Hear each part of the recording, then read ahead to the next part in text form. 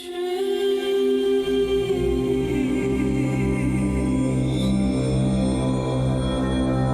I dreaming or am I awake? Francis, you think the Thornbeak's around here? The old fears, they still haunt me. Hold on, we're coming! That I'm on a train to nowhere. You are the driver, sir. When I awake, will I face the worst parts of myself? I need to listen to that quiet voice calling me. That need to make something again. We'll make it. Me and you.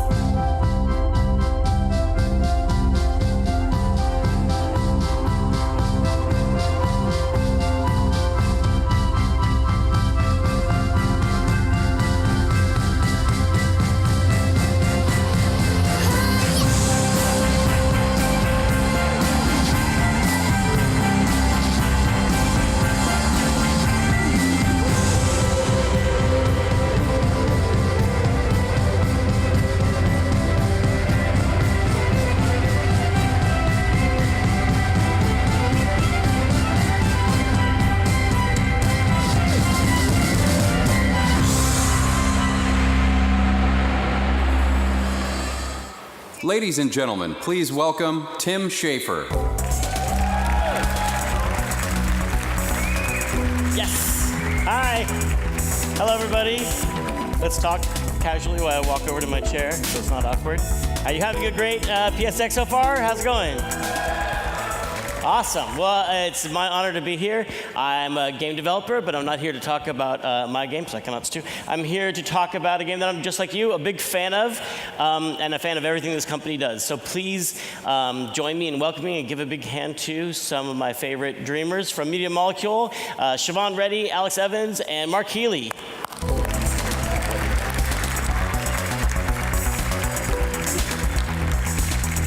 Stand up. Yeah. Cool. Thanks. Hello. Hello. Welcome. My God. Come into my couch. I just Hey everyone. bought these sofas so we could have a nice talk here. Okay, fantastic. Wow, thanks for coming, everyone. Yep, thank Yeah. you. So I don't know if I've ever told you this. I'm a big fan of your guys' work. Oh. I actually tell them this all the time. And a secret plan is I want to erase everyone's memory so people think I made your games because they're so good. Especially Little Big Planet started it for me where it's not a game just about creativity of the developers, but the creativity of everybody, the players and the whole world. Right. And what about people like me who are actually kind of lazy sometimes and they just want to come home and flop on the couch and play a game and not make anything? Is there anything that I can do in this new game that you're making? Absolutely. The most important thing about Dreams is that it's a player experience initially. When you first dive into the world of Dreams, you've got our content to play, of course. We've made a whole story, which is all made using the tools. And then you can go into the community and just surf the madness that's in there, really. So that's the bit that's most exciting for me. Is just Yeah, I mean, surfing the madness is really what it's going to be about. I think this game is just going to be over to you guys and the audience and out there on the internet. Everything we do is there to inspire you, so you can just enjoy it as a story. You can enjoy it as a game. Platforming. There's a point-and-click adventure side to it. What? I know. That's We're really crazy. encroaching into Tim territory here. Like, Yeah. watch Will out. I be able to add RTS elements? Yeah. Oh, great. Okay. Yeah. And so obviously play, create, share, that's what you guys are all about, but there's also going to be a single player game. Right. So these characters here that you can see behind us is Francis and Foxy. So what can you tell us about the story of this single player game and what kind of gameplay is it? so we've actually made 3 stories that are intertwined and that kind of add up to one sort of super story, if you like. And kind of one of the primary reasons for doing that is we wanted to kind of show the spread of kinds of things that you can make in Dreams. We didn't want to pigeonhole it into one kind of genre. So we've got a kind of this which I would say is quite typical Media Molecule, sort of childhood fantasy. You call this. To the horror. We have like a science fiction. Would you say their names? Their names are those characters there? Francis. Oh, there's Francis and Foxy, and there's the dragon is Lancewing. this cute little thing. It's so pretty. And So- so, That was all made in Dreams. that was All made in dreams. Everything you see, everything you hear, you could do with a DS4 and a PlayStation. That's the idea. It's the same tools. Same tools. You made this with that players can make No their own cheating. games. It's just basically blood, sweat, and tears and a PlayStation is all you need. I mean, Siobhan, like, are you a Foxy or a Francis? I'm Francis. Okay. Francis all the way. So Foxy each character has different abilities. So Francis has got like a kind of hammer, squeaky hammer, and Foxy's got like a range attack. So every different character, and this is Debug, who's our little sci-fi theme. He's like super cool. He's got a double jump and like a fly ability. Hover. And so you can basically, you know, those old games where you hop between different characters, like head over heels on Spectrum. That's my childhood, whatever. Yeah, you just jump between different characters. You have different powers, and that allows you to progress through our story. So our story is about weaving together these different sub-stories, if you like. Yeah, I'm seeing like a lot of different styles. So what is tying them all together? Is it one character's dream? Is it multiple dreams? So we don't want to give away too much because that would How does it spoil end? the fun.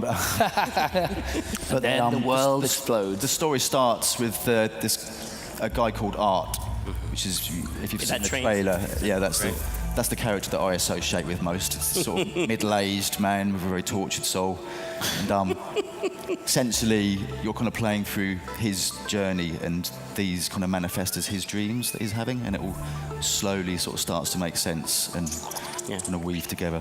And what was the process like at Media Molecule for creating this single-player content? 'Cause it looks like it was a collaboration of many. Is there one author of all this story, or is it? How did you bring together and choose these elements? So very early on, people are just using the tool and kind of experimenting. We do a lot of game jamming, and then it's just a case of taking what's around, what's on the table, and kind of mixing it together and almost letting the story emerge out of it, really. So it's a very sort of serendipitous way of making. That's a posh way of saying we make it up as we go along.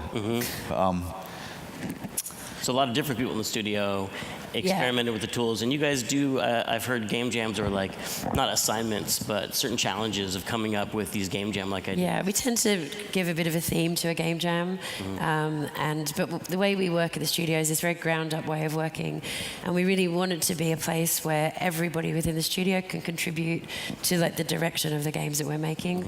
So I love when I look at the screen, you see things of characters or environments that some of our new artists or new programmers or people have just come and done within a game jam. We've gone, oh, that's really cool. Let's take that and make that the main character of the theme. And there's something about Dreams, which is that if you're watching what's playing behind us, or if you come to our booth at PSX, or you see any of our streams, if you feel like intimidated, like, oh, I couldn't do a character like Foxy, or I couldn't do something at that level, you get to collage and piece together things from stuff that other people have made. So you don't have to kind of go super deep. You can just say, okay, I want Francis, and then I want a purple elephant, and then I want Can you grab Foxy? You can do anything you like. Can you grab that awesome-looking train and put it into your Yep. level? So Oh, that's awesome. And you can just mash them up together. So you could like take literally completely different assets, scale them to any size you like. So you could have like a tiny train, and then like Francis stomps on it. And it's the whole idea of Dreams is it's like a dream journal or a sketchbook.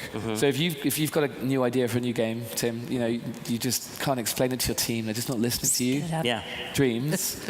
Are you selling me on using Dreams to pitch my team games? I'm actually That's great. joking, but I'm not joking. I like do that. It'll be good. I might. The That sounds fun. campaign isn't only single player, by the way. It's actually, you can play it single player, but it's couch co-op as well. Like a Little Big Planet. Like Yeah, but a two-player, one or two player. That's great. But that's not a limitation of the tool. That's just what we decided to do for our content. So you've been making this game. So when did you start making this game? And can you tell me about the idea? I wrote a joke that obviously came to you in a dream, but I don't want to tell that joke now. I think it's a natural progression from Little Big Planet for us, really. We knew we wanted to take that idea of play, create, share, and just evolve it in each of those areas. And is it similar now to the original idea that you had for the game, or is it? Surprisingly, it's actually surpassed our ambitions, I think, which is quite rare in making computer games. But it's been a lot of hard work, but we've And what has it been like putting it in front of people? Like, do you have playtesters, or do you do a lot of internal testing, and do you bring in strangers? And There are some strangers. We're having a small alpha scale test, and there's going to be a beta. We've been promising for a long time, and it's coming. I promise, really it is. 2018. But what's interesting is even the people at Media Molecule, they kick back at home and they build completely different content, and we're going to be showing you something kind of world premiere in a moment of I love this level. World premiere. This is Tim, Jeff, Schaefer. And I'm sure they'll replace that with something really fancy when it actually goes out. some graphics going around. But yeah, so when the team and the people who currently have Dreams and the strangers who get to play, test it for us, they make very different content from what we make. So our story is one thing, and our 3 stories are kind of 3 things. But the things that our team and then hopefully you guys and girls will make are very, very different. They're out there. So you've got this kind of safe play experience. If you want to just play our story, that's cool. But then if you want to we have this feature called Auto Surf, which is, I think, Mark's favorite Well, thing this in would the go game. back to your original question, I think. If you're come back from a hard day of making games, if you're super lazy and you can't even be bothered to type in or search, you just hit Auto Surf. You've essentially got an auto-generated playlist of just random content. Really? That you can just surf And through. just fill a whole world with maybe it's a train, maybe it's... Yeah, you have no idea. it's wild. It weaves together stories in the same way that our story mode is 3 interwoven stories. What it does is it picks 3 community-made stories, which might have a progression. So you might make a 1-hour game, and then it takes 3 of them, chops them up, and then dices them together. So you will I couldn't wait to see what this was a gesture for. Yeah, twisting. It's like rope making or something. I don't know. And what's going on? It's just a really nice serendipitous way of discovering content, essentially. Yeah. It's That's really nice. really fun. Yeah. And then, so that I was going to ask, how do you make sure how do you find stuff? Because there's going to be so many, I imagine, so many worlds that people create, and find the stuff that is the most interesting to you. And is it random, or is it you guys going to have a similar community? You guys are so great with community management and user created content. Yeah, I mean, we learnt a lot with Little Big Planet, so we're sort of taking what we learnt back in 2008. Yeah. We sort of always joke that MySpace was our reference at that point, and we're now 2017. What's MySpace? I know. I'm so young. But I don't know what that is. It was awesome in its day. But now we're in the world of things like Pinterest, which we've learnt a lot about. And within the project, within Dreams, we have this idea of personas, and curators are a really big part of that. And so we're really excited about the idea of people making collections and playlists, and so we have that social layer, which wasn't sort of part of the LBP sort of. Right. So if you have great taste in games, maybe you're really into horror genre or something. So you spend your time searching for the coolest new horror levels or the coolest kind of scary experiences, whatever floats your boat. But you get known as a curator of horror. So you publish playlists, maps we call them. So you publish maps of the greatest horror levels that you found. You didn't have to make those levels. You just have to have the taste to find them and piece them together. And then people will follow you in a kind of social media buzzword-tastic thing. Then you'll be the Tim Schaefer. People will follow you because you have a certain taste in Dreams, hopefully, that's good, or absolute rubbish. In Dreams. There we go. And we'll be plucking out things ourselves as well that we kind of notice and sort of highlighting them and pimping them, essentially. Do you want to pluck out one right now? I do. I have to show you this dream. So I will tell you a little backstory. This is an example of a dream which is not a Media Molecule dream. This is Ed, who's out on the show floor demoing the game today. So you should go and give Ed crazy love. And he made this last weekend when he was sick. One day he wanted to make a track. He's a musician, not a level designer. But because Dreams, what it does is you can make music, voiceover, sound effects, all of this stuff, super deep. There's a modular synth, if anyone out there is into synths. So he was just making a track. I'm like, I'm going to make some music. But then, because it's Dreams, he's like, I'm just going to turn it into a music video. Oh, well, now I'll make it so it's a playable music video, and you have to play through the level in order to get the track to evolve. So we're going to show this for the first time, and it's a bit cheeky of me because Ed just, as I say, made this in his downtime. Fever Dreams. It's Fever Dreams. Fever But it's got a kind of Daft Punky vibe. It's like an interactive music video. And for me, this is a taste of what you, the collective universe, will hopefully do. We'll be doing our thing, and then you'll be doing interactive Daft Punk crazy. Who knows what you'll be doing? And Daft Punk, if you want us to do an album with you, you can just give us a call. Yeah, Daft Punk is out here. Yeah. You would never know because you don't know what they look like. No, I don't. Yeah. helmet people. All right. So yeah, Kevin, roll push the- the eyeball button. Right, the eyeball. Poke the eyeball.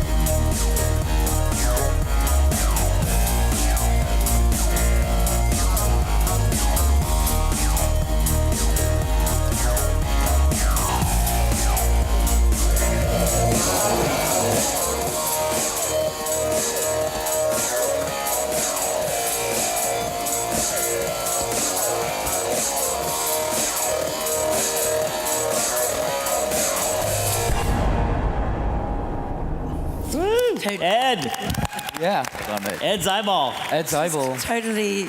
So you were saying that I thought you meant he made a track in some other program and then ported it into the game, but he made that music track in Dreams? He made that track in Dreams, all the mixing, all the production, all the synths, everything is made in Dreams, played live in the game as well. So if you want to make gameplay that manipulates the music, or music which manipulates the gameplay, you can do both of those things. If you want to do voiceover, you can do all of that. So What I love about that is, like, by day, Ed is making these like gorgeous tracks for like the childhood theme and for the action theme, and they're these beautiful things. And then he goes home and he just creates like utter madness. yeah, he'll spend a day on like his footstep. Like everyone who's a professional game developer knows, you've got to do the like perfect crunch sound when the footstep lands, and then he goes home and goes, oh, I'm just going to do this. So, I got an eyeball thing I got to get off. yeah, exactly. That's awesome. And that just The way was you one sick day. That was one sick day. Yeah, it was one sick day. Man. And he didn't know that was going to get shown, so sorry, Ed. Oh, but, like, jeez. yeah. Don't tell Ed if you see him out there.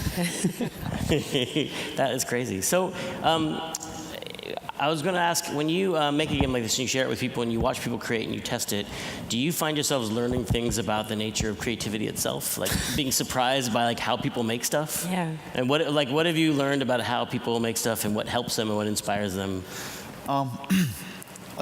In my personal experience, I've sort of come across two extremes. You've kind of got someone that will have an idea and kind of want to pre-plan what it is they're going to make down to the sort of exact colour of a fingernail and then go and make it. And then you've got the other extreme, which is a bit more like me, where you don't really know what you want to make, so you just start making anything and see what happens and just let accidents happen and sort of see where that steers you. And I think Dreams caters for that complete range. You don't have to go into a level knowing what you're going to make. You can just start just doodling and sketching, essentially. I mean, that's what the video here is showing, is really just sort of the power of just sort of picking up these elements and just sort of sketching out a rough level, like really sort of slapdash, sort of sketching it out. It's really, really simple. Like Kareem isn't here. Like he's the art director, and he has this thing that we want dreams to feel really loose, really like a sketchbook. If you've got an idea and you want to get it out, I was saying to Tim before, you should use this in your production Double Fine, but absolutely, I meant it, because you don't have to be very kind of precise. You can be, and as Mark's saying, there are certain people whose creative process involves tuning every single last thing. But there aren't enough tools, I think, that just celebrate just doodling, like mucking around. Like, you don't have to have a plan, you can just enjoy it. And one thing that we learned, back from making other games, we're game makers as well. It's a game, it's a PlayStation experience. You can relax, you don't have to publish this for anyone. This doesn't need to be for somebody else. You can just enjoy the process of making. That's the thing, I think it's like there's all different types of play, and creating stuff is a type of play. Like Lego is a type of play. Yeah. And one of the things that I've loved about using the tools is like, because you can move between making music and doing a bit of logic and sketching out a level, there's almost a never-ending list of like, oh, I just want to do this. Just one more go, There's one more thing yeah. over here. And sometimes if you get stuck, you're like, oh, I don't really know how to do that. I find it's amazing that I can just go, all right, it's okay, I'm just going to play with the lighting for 5 minutes. And whilst I'm playing with the lighting, a light bulb will go off and I'll be like, that's how I do that thing over there. And the fact that the tools are all there and you're moving between these different things, it's like tickling your brain, and it's just a really really fun way of spending like an entire set of hours. And another big factor in the sort of creative process, I think, is collaborating with other people, obviously, and bouncing ideas off people, criticising each other, getting annoyed, that kind of thing. But that's really catered for a lot in this as well. You can really collaborate. Right, so in Little Big Planet, if you guys played Little Big Planet, one person, one level. So in Dreams, you don't have to make levels. You could just be the person who makes music, or you could make like bow ties, or you could make fingernails, whatever it is you want to make. Eyeball person. I could model an eyeball. There you go. And then on a single dream, you can also have collaborators. So I could say like, okay, I'm going to let Tim, Mark, and Siobhan into my level, and everyone else gets to play it, but you guys actually get to edit it and work together and like jam together, basically. So it's all about collaboration as well. So we do that internally to build our story. So the story that you play is exactly that. You have everyone in the studios marked as a collaborator on all of our levels. But you could have teams. You could have like clans or teams or whatever you have out there in the gaming communities, and you could be working together on your magnum opus together. So that's fun. And we actually, when you are using Dreams, we have like experience points that you amass, and we track the kinds of things that you do. So you kind of can accrue these personas. You might be known as an artist or an animator based on the things that you've been doing. So if you do or a player, obviously. Great term.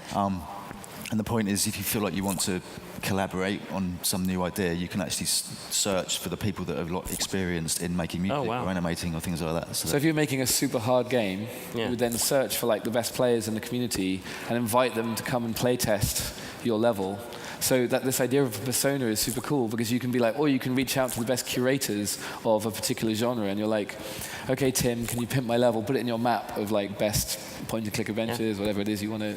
I mean, it sounds crazy. It sounds like you could actually end up with people starting game companies out of the Dreams community, like bringing people with those different. Well, with Little Big Planet, I mean, a lot of our team are actually ex-LBP community members, and so really? Debug and Francis are both characters made by Steve Big Guns, who was an LBP community member, and he's now part of the team making like super cool characters. Watch, like 5 years from now, we'll be at PSX, someone will be up here and they're like, how'd your company get started? It's like, well, we were playing Dreams. That's something that's quite central to, certainly for me anyway, that's really close to my heart, is enabling that kind of thing for people that maybe don't know the right people or whatever, how to get into this this wonderful world that we're all lucky to be working in. Or they might not know they like it, or they might not know they're good at it, and then just try this when they're playing the game. Right.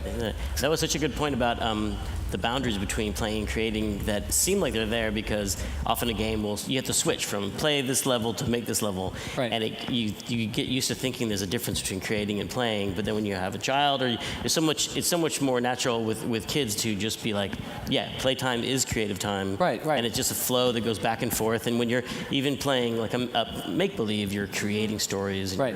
We have this like saying internally, which is that the animation, which you're actually seeing a little bit of behind us right now, we capture performances. So the idea is that you don't have to do keyframes and complicated curves. I mean, actually you can do that if you're really deep, but the way into animation is that you just hit record and then just use move stuff. So right now, let's just talk through what's going on the screen behind us. He's placing down, or she's placing down, some action recorders and just moving this stuff. So that little golden glow is like a track of them moving, puppeting the... Right, exactly. That's that. just showing you the path that you've literally just moved. Right, and so another thing is that a lot of these mechanics you learn by playing the game. Like you were saying, Tim, it's like play and create are actually really merged together. So another fun thing you can do is you can actually have that record button down while you possess a character. So you can actually record like little movies or little stories with your voice, with a microphone, with a headset, and you can just perform using the DualShock the same way you would in a game, but it's recording you. So you can do little stories. It's like Henson. We call it like Henson, not Pixar. It's like when kids pick up the sock puppet and they're like, and then that's really cool. Like in 30 seconds, you've made a story and makes you can play like your own cutscene, one actor at a time, and record them all. And go back, rewind, and then play the next character, and play the next character, and play the next character, and build it up. Yeah. I saw that a little bit in the single-player trailer. You could see. I was like, how are they moving that character? Because it had a kind of a puppeted look. Some of them had a puppeted look that looked like they're... Yeah, very much. Yeah, that key word, performance, that was one of our sort of basic philosophy behind the Create tools. Wherever possible, we want to better capture a performance so that people can actually get that kind of human expression into things. The gyros are great for that as well. It's like the cheapest, most effective motion capture in the world. And Steve Big Guns, who's the community member that we mentioned that we hired, he's a super expert at building like new powers. So if you look at Frances, she has this like hammer move and like these special moves where she does like spin jumps and stuff. And if you place her in your level, you get all of those powers, but there's nothing about her which is hard-coded into the engine. Like Steve built her out of around, I think it's 4,000 or 5,000 individual logic gadget elements inside the game. So there's nothing about Frances which is preordained. Like you guys and girls can do different characters, different powers. It's very hard to explain until people get their hands on it. They're like, wow, and you can open Frances up and find out how he did that animation of that spin jump and how he connected it to the particular button press, double jumps. You can change the timings. So there's this like deep side to it. And then there's this playful side of just like, I want a character that is 500 foot tall and that just can stomp through my level. You can do that. The cool thing is you can start at either end of that. And I like that, like, sometimes with Dreams, you'll pick it up and be doing the thing of like playing with a kid and like, oh, what should we do? And then the serendipity of that is like, oh, actually, that's a really cool, I've made a great scene. I now want to turn that into a story that I'm going to publish. Like, I remember in the early days, the discussion would be like trying to find like happy accidents. Right. And that like in music jamming, it's much more normal to make mistakes and those mistakes to end up becoming what the whole thing is about. Yeah, excellent. And in game jams, that's not always, because everyone's always in different places and using different machines. You don't have that same, different programs. And with Dreams, what I love is like the idea of jamming together has a whole, it's a different thing because you're all in the same tool. You can see each other's mistakes. You can see, Yeah, absolutely. and the build off them. And laugh at each other. A lot of them are really funny, and it's like, you know, it's great to laugh, and it's great to laugh in games, and I love that so much within Dreams. The stuff silly. that people are making at home is just really funny, and it's a cool. I mean, the juxtapositions as well. Like, there was one person, I remember this is a couple of years ago now, and he was making a little pastoral scene, and he needed a path, like he needed a nice little gravel path, winding path. He just got a massive pink flying V electric guitar and scaled it up and turned the fretboard into the like path, and those like stupid sort of mashups, if you like, what is the lifeblood of it, and you don't see that in other tools. So, for example, in Little Big Planet, even. Everyone gets the same gnome, everyone gets the same matchbox, everyone gets the same spoon. It's one of my favorite assets in LVP. But like, those were made by us for you, which is cool, but it's a limited Lego set. Like, LVP is this awesome Lego set, but the pieces were like pre-fabricated by Media Molecule. In Dreams, the set of Lego pieces is completely unending, because you can go in and sculpt something from scratch and then publish it and be like, okay, I have just created a completely new octopus. You know, I'm into Blue Planet right now. I love that show. And I have a feeling that if this game was out right now, there would be cuttlefishes and coral and all sorts of crazy stuff. Because everyone who was watching that show would get inspired, and then you could benefit from that. Or like if your, you know, Gang Beasts comes out on PS4. Gang Beasts coming on PS4. You see, get £10. Thank you very much.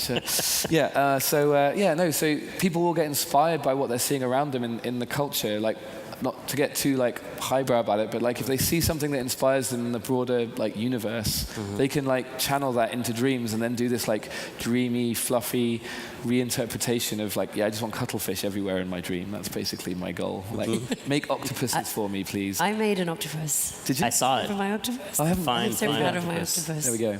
I don't know if you would really like it, but Do you, when you put the game in front of people, did you ever see, like some people like me, I get very intimidated by like the blank piece of paper when I'm writing, and I just don't, like if you could draw anything, what do you draw? It's so like, did you see people having that trouble, and how did you get around that? So we have some tutorials, and the way the tutorials work is they're essentially these kind of half-finished dreams that you can go in and finish, and that's a really nice way to start creating as well. When you go into create mode, you can start with a blank canvas, but you can just browse and remix other people's things. So like a starting template, if you like. So that's a really nice way to kind of get. I've got actually a funny story. So we've been doing, you mentioned testing, so we've been user testing, as we call it, i.e. getting people off the street to come and play dreams. And they play these ready-to-be-finished dreams. And the first one is an aquarium. You get this like pre-made aquarium, and the only thing you have to do is put some fish in it. That's the only, that's your goal, right? It's really funny. You play it. It's not like a tutorial with a kind of whip. You know, it's like actually quite fun. Like just make some fish. make something okay. beautiful. So here's the thing. We ran 2 user tests, and the first set was people who played Little Big Planet. They played Minecraft. They were into building games. They played our genre before. Those guys, they all finished it, and it was cool. And we were very excited. And then we did another test that was people who didn't have any interest in playing. They didn't identify as builder people. They were just gamers. They were like, I don't care about creativity. I'm not interested. But I'm going to make this aquarium because I'm here. And they did a way better job than, I have no science to understand why this is, but like I'm really interested by people who don't think of themselves as creators, what they do, the aquariums they make. And what did they make? Now I want to know. Well, there's one guy. They were just wild. Like they went. My favorite was the over the shoulder. It's kind of like I don't know, like a first person. Yeah, it was third person. It was like over the shoulder fish cam, and he had like the camera following the fish around the aquarium, and everyone else just did this like simple thing that they were told to do, but that guy just went really deep, and it was sort of like, I don't know, like Gears of War almost. There's like embedded camera kind of, it's a fish. There's another thing that we do as well. We have these weekly community challenges. So every week we'll just throw out a kind of theme and say, make something that's inspired by Tim Schafer's shoes, for example. Oh gosh. Don't look. And just having that as a keyword, you can just go off and not be precious and just make your thing, submit it, and then the community can vote on who's the best thing this week. Yeah. We've been doing that internally at the moment, just with the team, and everyone gets involved, and it's hilarious. Yeah, then that deals with the blank canvas really, really well because you don't have one. You've got like a theme to sort of work within, and I think it's been really interesting within the studio seeing people who are not making content every day. It's been a real icebreaker for them of just like, let me have something to start with. Did you want to talk a bit about? Well, I was going to say in the background here, we've actually got the video playing, which is showing some of the like layers of the audio. So basically, if you want to, you can just search for music, and there'll be musicians in the community who make great tunes, great pieces of music, and you can just place them in your level. But then the next layer down is we get this whole like timeline system. So if you've ever used a package like GarageBand or Pro Tools or anything like that, that's what you get in Dreams, right there in the game. So here they are collaging pieces of pre-made instruments together. And the next sort of rung down the rabbit hole, if that's not enough for you, is that you can actually go in and perform. And again, Mark was talking about performance. We have these instruments, virtual instruments, which you can also make. So yeah, we can make the kalimba, we can make the rubber band, kind of, I don't know what instrument we can make. We'll have a library of a few hundred that you guys get. Theremin, definitely theremins. Controller theremin. Yeah, are you good at theremin? I'm one of the top-ranked theremin players in the country. It's not well known. Yeah. New York Phil. I learn something new about you all the time, too. There we go. Spoons. I can play the spoons. I try and keep it. Great. So you get to go and do that. You can build instruments. We already have a library of instruments that we've made. We also have a second screen. So if you have a phone or an iPad or a laptop, you can import audio into that laptop. You can take samples, high-quality samples. You can use a podcasting mic. So if you're a podcaster, you have a good quality mic, you can just record yourself. Whether you're into VO, talking to your phone, and you're talking to the phone, and you push a button, and it sends it to the PS4. Or if you have a headset, you can do that directly on the PS4. If you have a camera, PSI camera, you can do that. So we have all these ways in, and as I say, like it's really hard to kind of convince people that we're not lying, that all of our story mode is made in the game, and that extends to the designers, the animators, the musicians. So, you know, when they are making the Foley... All the music is made in the game. So the Foley of, like, you know, when I was talking about Ed having to make crunch sounds, he really had to make crunch sounds. He put them in the game, and then every sound you can then manipulate. We have reeling off, I can't even remember what they are, but there's like 5-band EQ, compression, distortion, wave shaping, modular synth, LFOs, envelopes, say these words, go Google them. And you don't need to do any of that. That's the beauty of it. You can ignore all of that stuff and just go, oh, it sounds nice. Or you can be the person who wants to learn about music production, and then it's like, I'm going to go and, you know, change the Q on this EQ band, and you can actually do that. Or I think one of the stories that I like about that would be, you don't know what you like, you start messing around, you go through the layers of the onion a bit, you get lost, your sort of curator points come up and say to you, you're an audio artist. Yeah. And like you get this sort of recognition. Endorphin like, rush. You're like, right, yeah, no, that's what I've been doing. I've loved doing that. And so your name, like you get credit for your thing if it's shared somewhere else, and can people then just pass that from level to level, and it can get pulled out of some level and we sort of track the genealogy. So if somebody makes a level by collaging other people's objects, for example, your name, if you made a particular object, your name stays attached to that, even if it gets remixed 1,000 times. Right, so we track credit. Trace back the kind of history. You can, in some mode, see that person and just go to their... Right, exactly. So you might make a balloon. Like, you're just messing around with your kid, and you're like, I'm going to make a party balloon. Like, take me 2 seconds to sculpt it. And then it gets used in some massive level by some super famous creator. And you get that kind of... Some of the kudos of that famous level comes to you because you made that balloon, and that's part of, you know, you're part of the success of that level. So we really want to promote a community that work together, jam together, remix together, which is part of games culture now. Like the whole idea of global game jams, the whole idea of people working together is what Dreams is about. And Twitch streamers as well. Like it's fun to watch. I don't know if you guys have been watching the Create in the background, but it's kind of relaxing. It's like Bob Ross kind of thing. You can just enjoy a lot of happy accidents. There we go. It is all about that. Happy little trees. And yeah, happy little space doors.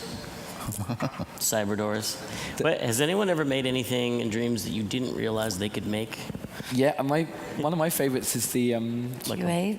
Oh man, QA. We have amazing QA team, and they do bizarre stuff. So one guy was testing the audio. You can tell I'm obsessed by audio. He said he'd made a synth, and I was like, "There's already a synth in the game. What are you talking about?" He actually modelled out of wood a beautiful old 70s synthesizer with knobs and dials, and I was like, "That's very nice, pretty sculpting you've done there." And then I realized it actually worked, and with the imp, you could like push the keys, or you could roll a rock over the keys of these 70s thing, and it was a really good like Moog synthesizer with all of the like knobs worked, so you could like resonance and stuff. And I was like, his interpretation of music wasn't as geeky as mine. His was like, I want a physical thing that I can play, and then he made a saxophone. It looked like a saxophone, and you could play it. And I was like, this is bizarre. And then one of our web designers recently did this really hard as nails space docking thing. I don't know whether it's like, I can't describe it, Kerbal Space Program meets Tarkovsky crazy Russian. Anyway, you have to dock a little space module into a spaceship. And this guy's a web developer. He's like never done graphics or art or game design officially anyway. And he did the sound design. It's really terrifying. And then the sun rises over the planet. And you're just like, I had no idea that you could do a space game that was this beautiful. Did she just kill the eyeball? She took the eyeball out, Ed. That wasn't the eyeball, was it? I couldn't really care about that eyeball They're the already. meanies. I think one of the key point is if you really want to delve deep into it, it's a massively powerful, flexible content creation tool that can compete with lots of other content creation tools out there. But the way into it is playing very simple. This is what I'm going to do when the game comes out, and I'm really hoping that you guys will have a similar experience. You boot Dreams up, and then you just play Dream Surf, Auto Surf across the mad stuff that will have got made. And it will be like sort of infinite David Lynch sort of, I hope, sort of surreal experience after surreal experience. And you don't know what you're going to get. There'll be some great games in there, and there'll be some crazy stuff. There'll be some like take it or leave it, but it doesn't matter because Dreams is all about that mashup, that craziness. I'm getting that impression. Yeah. Infinite David Lynch would have been a good There we go. For that. Obviously Tagline. problems with that, but Yeah. well, we're getting to near the end. You can ask some final questions. I would like to know what kind of impact do you hope Dreams has on individuals, or maybe the games industry, or just the world in general? Well, I certainly hope it's the start of many people's careers, really. If they've ever dreamed of kind of making films or making games, this is perfect. Telling stories. All they need is an idea and a PlayStation 4, and they can start sketching out their ideas. You know, and certainly with Little Big Planet, like Siobhan was saying, we ended up hiring lots of people from the community. And there were marriage proposals. We played a marriage proposal level with you once in Little Big Planet. Wait, did we get married? Oh, what happened? Tim, I'm sorry to say. Someone proposed to changed. someone for real in the game. Yeah, exactly. And then education as well. Like I mentioned, Twitch streaming. And Kareem, who's our art director, is so excited to teach people about composition, architecture. There's a whole other side of this, which is like really a wonderful way to kind of educate people about art, storytelling, game design. I think that was the thing we discovered with LBP was there was a point where it was like we found out physics teachers were using it to teach physics to kids. And one of the things that was great was that they were learning physics, but they were also learning composition and all of these different things, game design. Yeah. But I feel like one of the things that I'm really excited about is the longer the games industry is around, the more the the genres become sort of almost less defined. And I feel like the fact that the tool allows you to move between sound and animation and logic and art will mean that people will just create brand new things. Yeah. The limit of like what is digital interactivity is like we're really going to give people an ability to just redefine what that is. I can see Shu sitting in the audience over there, which reminds me about the virtual reality aspect. Yeah. So we're going to support virtual reality, not from day one, but hopefully day 2. Oh yeah. And I think the idea of giving these tools to the PlayStation community so they can make virtual reality games is really exciting, because you're just going to have a real exploration of if any of you out there have tried VR and you have that moment of, I think they call it presence, when you're in the space, imagine if the feeling where you also made that space. So it's one thing to be like, wow, I'm in this amazing place that someone else made for me and it's super cool, but it's a whole other level if you can be standing there and I'm like, this alleyway in a street scene, whatever, I built it. And I built it in VR perhaps, you know, I assembled those neon lights and I put in the little bar and then I let the little radio playing in the corner, and there's something really amazing about standing somewhere and feeling like you've just made the world around you. It's like... It's that aspect though of, you know, you're going to have a whole community of people exploring what is possible with this device, which is we've only just really delving into. We basically don't know anything. So when the game comes out, I hope you will show us what's possible, because I actually don't know what people will do with it, which is kind of... That's pretty exciting. It is very exciting. That's pretty awesome. Is there any nuts and bolts information people need to know about the game, now that we've talked about all the philosophical elements of it? It's coming out next year, which for us is... awesome. And then we'll be doing a beta before it launches, but we haven't quite got announcement dates yet. Some people have asked on Twitter if you need Move controllers or if you need VR. Those things are supported, but you do not need them. You can do 100% of Dreams just with a PlayStation 4 and a DualShock. You don't need any additional hardware, but we do support those things. So if you want to do the like deluxe super edition, get yourself 2 moves. VR won't be day 1, but day 2, get yourself a PSVR, and we'll support those things. But it's for you guys. All you need is a PS4. And that's great. It's cool. That's awesome. Thank you, Tim. Well, thanks for being here, you guys, and thanks for coming, everybody. Let's have one more big hand for Alex, Siobhan, and Mark. All right. Thank you. PlayStation